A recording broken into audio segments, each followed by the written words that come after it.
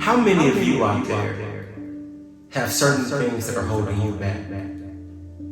Sometimes it's just one small thing, one thing that's keeping you from taking off and going and doing the thing that you want to do most in life. And it's not like it's a secret to you, but you're completely aware of what you need to do in order to make a move to the next level. If that sounds like you, then this video today is just for you. Check it out.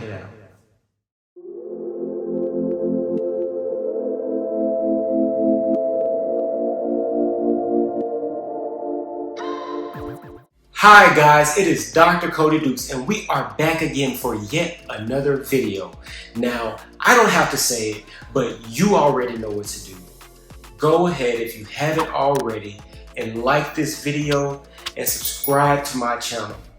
I'm uploading 5 videos a week. That is one every single weekday. I do motivational and inspirational content with a pop culture twist. I look at things like TV and sports, movies, anime, superheroes, you name it.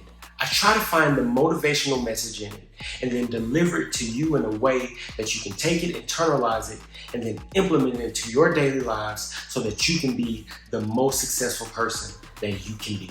If that sounds like something that you're interested in, then this channel is for you. Subscribe and follow along. Now, with that out of the way, I want to talk about a game show. And a game show specifically that I grew up watching with my family. My mom specifically, she liked game shows. And it's a game show that was very popular in its time. And it was called The Weakest Link. Now, a lot of us remember the show The Weakest Link for the host ultimately announcing when someone would be kicked off that famous tagline, "You are the weakest link. Goodbye." It was almost like a phenomenon just the same.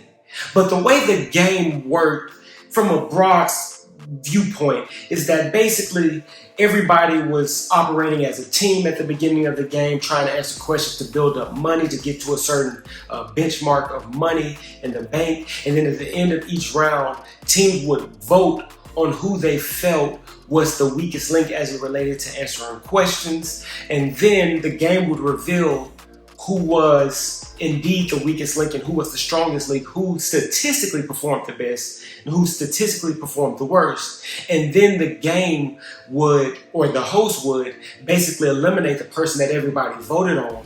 Of course, this is after they hear about who was actually the weakest link, so they didn't have the benefit of knowing who was the weakest link when they voted out people based on their perceptions of who the weakest link was. But the reason I'm talking about this game today is not because I just wanted to take a stroll down memory lane. The reason I'm talking about this game today is because similarly to the game The Weakest Link, we all have certain weaknesses in our toolboxes, certain flaws in our character, certain things that we know are holding us back from getting to the next benchmark, if you will. And like the people on The Weakest Link, it would greatly benefit us to vote out or to remove what is that thing that is holding us back, that thing about us that we tend to struggle in the most. What would really benefit us is if we could somehow turn it into a strength, but if not turn it into a strength, at least remove it. But what many of us struggle with is not only identifying our weaknesses and our places of lack and our places of inadequacy. What many of us struggle with is removing those inadequacies, getting rid of those weaknesses so that we can be better versions of ourselves. But the thing about The Weakest Link is you can't move on to the next round unless you eliminate what you perceive to be your weakness, what you perceive to be holding you back. So today, just for a moment, I want to motivate you to identify your weakness.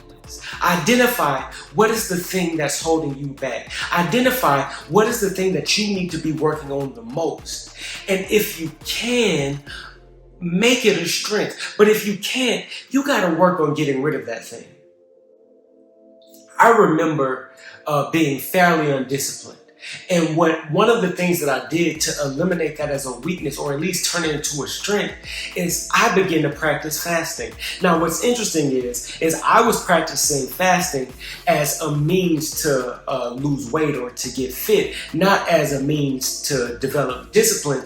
But what I found, and as I was able to become more disciplined in my ability to fast and not eat just because I felt like it, I found that I was able to apply that same level of discipline to other things in life. I could go off to pharmacy school and study as I needed to pass the courses. I could, show up to work whenever I needed to. I could wake up at 5 o'clock every day if I needed to. I could do certain things. I could be disciplined in all areas because I turned that weakness of being undisciplined into a strength by practicing fasting.